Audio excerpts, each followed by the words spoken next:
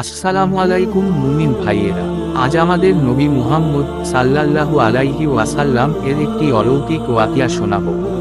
চাঁদ ভাঙার বা শকুর কামার হল ইসলামের ইতিহাসে একটি উল্লেখযোগ্য ঘটনা।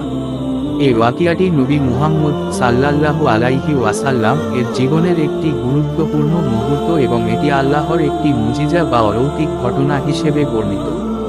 মক্কার কুরাইশরা নবী মুহাম্মদ সাল্লাল্লাহু আলাইহি ওয়াসাল্লাম এর প্রচারিত ইসলামের বার্তাকে অবিশ্বাস করত এবং তারা তার দাবিকে প্রমাণ করার জন্য অলৌকিক কিছু দেখানোর চ্যালেঞ্জ দিত। কুরাইশ নেতারা নবী মুহাম্মদ সাল্লাল্লাহু আলাইহি ওয়াসাল্লাম এর কাছে একটি অলৌকিক নিদর্শন দেখার জন্য দাবি করেছিল, যাতে তারা তার নবুওয়াতের সত্যতা নিশ্চিত করতে পারে।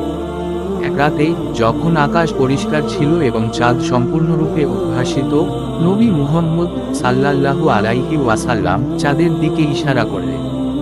আল্লাহর আদেশে চাঁদটি ভেঙে দুটি ভাগে বিভক্ত হয়ে গেল। দুই টুকরো চাঁদের মধ্যে একটি পাহাড়ের এক পাশে এবং অপরটি অন্য পাশে অবস্থান করল। এই অলৌকিক ঘটনাটি উপস্থিত সবাই দেখতে পেল এবং তাৎক্ষণিকভাবে পূর্ণ চাঁদ আবার একত্রিত হয়ে গেল। মুজিজা দেখে উপস্থিত মুমিনরা তাদের ঈমান আরও দৃঢ় হল।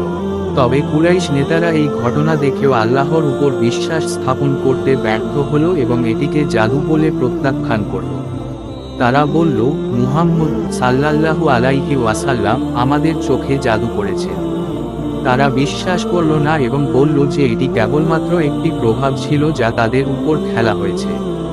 এই ঘটনা কুরআনের সূরা আল কামার 54:1-2 এ উল্লেখিত হয়েছে। সেদিন অত্যন্ত নিকটবর্তী হয়েছে এবং চাঁদ দ্বিখণ্ডিত হয়েছে।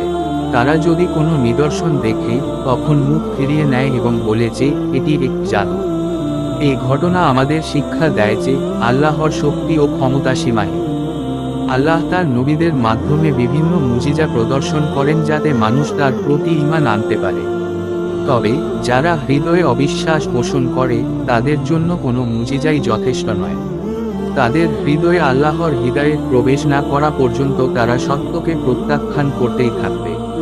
চাঁদ ভাঙার ওয়াকিয়া ইসলামী ইতিহাসের একটি গুরুত্বপূর্ণ অধ্যায় এবং এটি আল্লাহর সর্বশক্তিমান হওয়ার প্রমাণ। এই ঘটনা নবী মুহাম্মদ সাল্লাল্লাহু আলাইহি ওয়াসাল্লাম এর নবুওয়াতের সত্যতাকে প্রমাণ করে এবং আমাদের ঈমানকে দৃঢ় করে। এটি আমাদের স্মরণ করিয়ে দেয় যে আল্লাহর ইচ্ছা ব্যতীত কিছুই সম্ভব নয় এবং তিনি যে কোনো কিছু করতে সক্ষম।